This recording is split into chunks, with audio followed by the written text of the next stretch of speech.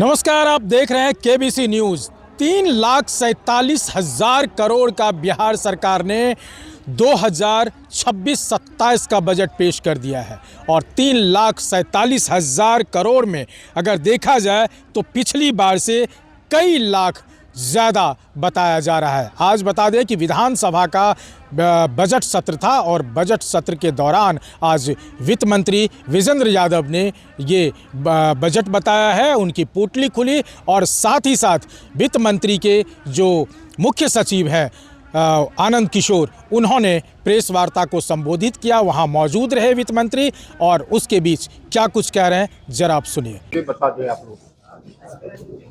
धन्यवाद सर।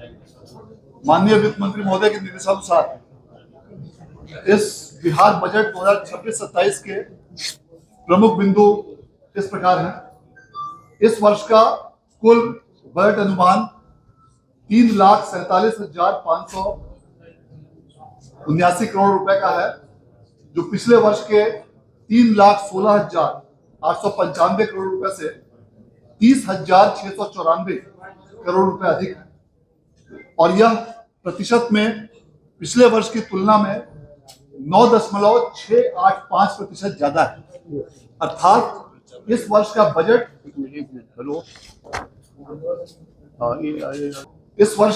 इस प्रकार जो वार्षिक बजट पिछले वर्ष की तुलना में 30,694 करोड़ रुपए ज्यादा है, जो विगत वर्ष की तुलना में 9.685% ज्यादा है। यह निश्चित रूप से बिहार की आर्थिक तरक्की, ग्रोथ और आने वाले समय में मजबूत आर्थिक संरचना को दर्शाता है। इस वर्ष का स्थापना और प्रतिबद्ध व्यय का बजट अनुमान 2,25,434 करोड़ रुपए है और वार्षिक स्कीम का कुल बजट अनुमान 1,22,155 करोड़ रुपए है। इस वर्ष राजस्व और पूंजीगत व्यय कुल क्रमशः 2,84,135 करोड़ रुपए और 63,455 करोड़ रुपए। विकासात्मक व्यय में वृद्धि करके इस बार 2,31,267 करोड़ रुपए रखा गया है और गैर विकासात्मक व्यय को 1,16,322 करोड़ रुपए रखा गया है। इस वर्ष पिछले वर्ष की तुलना में 11.04% ज्यादा पूंजीगत प्राप्तियां होने की संभावना है, जो इस वर्ष का आकलन 62,475 करोड़ रुपए में रखा गया है। इतना ही नहीं, बिहार राज्य तीव्र गति से अपने आंतरिक संसाधनों में भी वृद्धि कर रहा है और आंतरिक संसाधनों में ग्रोथ के कारण राज्य के अपने स्रोतों से कर का राजस्व इस वर्ष में 65,800 करोड़ रुपए अनुमानित है, जो पिछले वर्ष की तुलना में 6,280 करोड़ रुपए अर्थात 10.55% ज्यादा है। इसके साथ साथ बिहार राज्य को केंद्र सरकार से भी विभिन्न मदों में प्राप्तियों में वृद्धि संभावित है।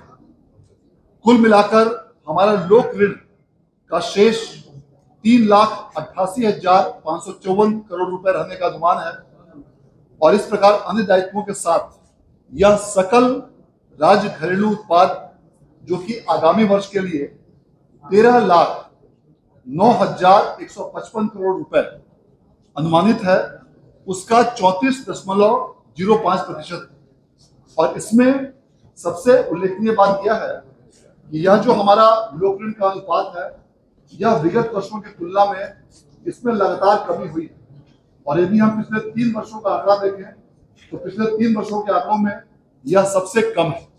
इस प्रकार यह उत्तरोत्तर रूप से इसमें कमी भी हमारी मजबूत और बेहतर आर्थिक व्यवस्था को दर्शाता है।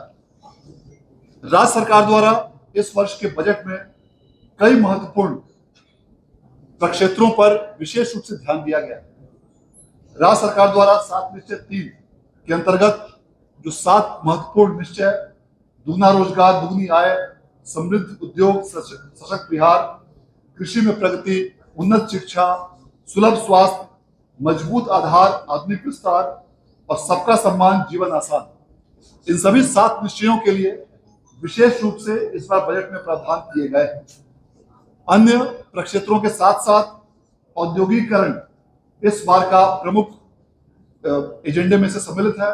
इसके साथ साथ शहरी क्षेत्रों का विस्तार, सुलभ संपर्कता, पर्यटन और इको टूरिज्म, चतुर्थ कृषि रोड मैप और उसके साथ साथ स्वास्थ्य और शिक्षा, इन सभी क्षेत्रों में भी पर्याप्त प्रावधान आगामी बजट में किया गया है ताकि राज्य सरकार की महत्वपूर्ण और महत्वाकांक्षी योजनाओं के लिए किसी भी प्रकार की धन की कमी नहीं हो। माननीय वित्त मंत्री महोदय द्वारा सदन में बिहार का बजट वर्ष 2026-27 प्रस्तुत किया गया। इसको बढ़वा दीजिए, इसको बढ़वा दीजिए, बहुत लंबा है। अनुरोध करना चाहूंगा माननीय वित्त मंत्री महोदय से कि इस अवसर पर अपने बजट भाषण के संक्षिप्त सार कृपया आपके समक्ष मतलब सर वो अच्छा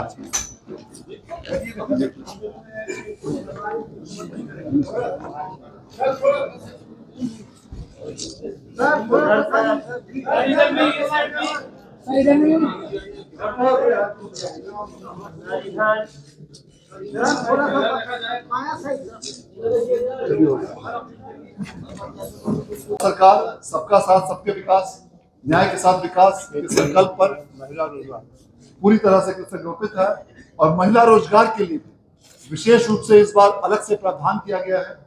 और राज्य सरकार ने जो विगत वित्तीय वर्ष में कई महिलाओं को लगभग 15,000 करोड़ रुपए से अधिक का जो ऋण वितरित किया था, उसी को आगे बढ़ाते हुए इस वर्ष के बजट में भी पर्याप्त प्रावधान किया गया है और राज्य सरकार की घोषणा के अनुसार उन्हें समुचित रूप से आगे भी सहायता उपलब्ध कराई जाए। मैं इस बजट की तैयारी के लिए और इस बजट के संपूर्ण मार्गदर्शन के लिए मैं माननीय वित्त मंत्री महोदय को हार्दिक उनके प्रति आभार व्यक्त करना चाहता हूं कि आपके दिशा निर्देश और तत्वाधान में इस बजट को बेहतर रूप से बनाया गया। आप सभी लोगों का बहुत बहुत आभार। नहीं, उसको जो पहली बार जो दिया गया है वह उनको ग्रांट के रूप में दिया गया है, जो 10,000 रुपए की राशि है। नहीं देखिए, जो 10,000 अगर सुनिए 10,000 रुपया दिया गया है उनको इसके लिए कि नए उद्योग लगाने के लिए वो प्रारंभ करें, प्रयास करें। ये बेसिक एक्सपेंडिचर जो है ये सरकार के द्वारा आगे जब उद्योग धंधा लगाने का काम करेगा तो 2 लाख रुपये का और अतिरिक्त ऋण की सुविधा दी जाएगी। 10,000 रुपये रिटर्न भी है। 10,000 रुपये रिटर्न भी करना है। सरकार को 10,000 रुपये रिटर्न भी करना है। रिटर्न करने की कोई बात नहीं, कोई रिटर्न की बात नहीं, वापस करने की कोई उसमें सर आज उसी घाटा पे 3 साल का आंकड़ा देखिए। 40,111 करोड़ से ज्यादा रुपए का है और बजट डेफिसिट है, तो इस गैप को कैसे पाटेंगे? देखिए, जहां तक सबसे पहले तो मैं जो बता रहा हूं ऋण प्राप्ति, जिसके बारे में मैंने कहा कि पिछले 3 वर्षों में सबसे कम इस बार है। यदि हम वर्ष 2024-25 की बात करें तो यह अनुपात 37.72% का था, जो 25-26 में बजट अनुमान में 37.1% होकर आ गया और इस वर्ष 26-27 के बजट अनुमान में इसे 34.09% रखा गया। इस प्रकार पिछले 3 वर्षों में लगातार इसमें कमी आई है। जहां तक राजकोषीय घाटा का प्रश्न है, राजकोषीय घाटा फिस्कल डेफिसिट इस वर्ष 39,111 अर्थात 39,111 करोड़ रुपए रखा गया है। और यदि इसे हम परसेंटेज टर्म्स में बात करें, gross fiscal deficit to GSDP, तो उसमें यह 2.99% होता है और जो एक मापदंड है कि इसे 3% से कम होना चाहिए और इस प्रकार राजकोषीय घाटा और जीएसडीपी का अनुपात उसको 3% से कम रखा गया है और यह 2.99% ये एनडीए का जो आया था आपका 2025 से विधानसभा चुनाव में, तो एनडीए ने वादा किया कि बिहार को ग्लोबल वर्क प्लेस बनाया जाएगा। अभी इंडिया में तो हम लोग तो जानते हैं कि बेंगलोर ही लगभग ग्लोबल वर्क प्लेस है, तो अभी तो बिहार नेशनल वर्क प्लेस नहीं है, वो नेशनल एक्सपोर्टर खड़े हो सकता है मजदूरों का। तो अभी ये बहुत बड़ी बात है कि आपने ग्लोबल वर्क प्लेस का वादा किया, तो आप अपने 3 पॉइंट हम लोग को बता दीजिए कि ग्लोबल वर्क प्लेस बनाने के लिए इस बजट में आपने क्या क्या किया है।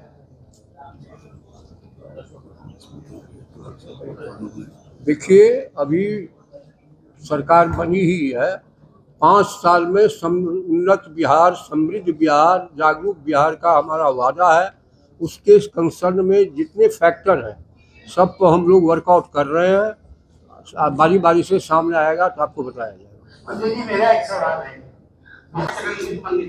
वित्त मंत्री जी, बिहार लगातार एफआरपीएम एक्ट के तहत फिस्कल डेफिसिट को कंट्रोल कर रहा है। जब सुशील मोदी जी एनडीए के शासनकाल के शुरुआती दौर में वित्त मंत्री थे, उन्होंने काफी ध्यान दिया था। तो अभी जो पॉलिसी है कि जो एफआरपीएम एक्ट के तहत जो लोन जो लिया जाता है उसके सीमा के ऊपर रखा जाता है, तो उसको पहले पॉलिसी था कि गवर्नमेंट ऑफ इंडिया उसको रिवार्ड करती थी। अभी है कि कितने स्टेट जो डिफिसिट ज्यादा है, अभी तो आपको फाइनेंस सेक्रेटरी, सुनिए ना, अभी आपको फाइनेंस सेक्रेटरी ने बता दिया कि जीडीपी का कितना तो हम ऋण ले सकते हैं, उसमें कोई कमी दिक्कत नहीं है। आवाज नहीं आ रही आपकी, मैं कुछ पता ये बता दीजिए हमारी ठीक करिए ना। 12वां और 13वां वित्त आयोग तक ही अवार्ड था, 13वां वित्त आयोग के बाद अवार्ड बता था। दीजिए। देखिए, इसमें जो आपने अवार्ड की बात कही है, 12th फिनांस कमीशन और 13th फिनांस कमीशन, 12वें और 13वें वित्त आयोग तक ही ये अवार्ड का सिस्टम था। 14वें वित्त आयोग से ये अवार्ड की सिस्टम केंद्र सरकार द्वारा बंद कर दिया गया।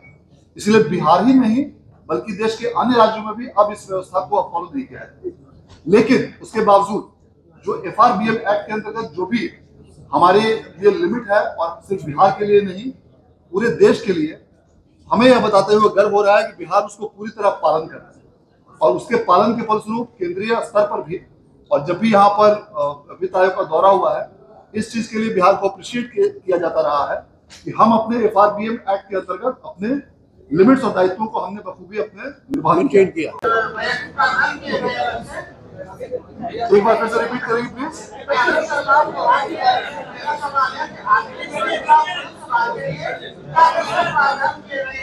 मुझे आवाज नहीं आ रही।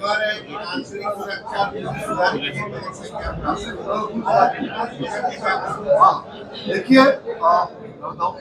आंतरिक सुरक्षा और पुलिस सुधार के लिए बजट में पर्याप्त प्रावधान किए गए।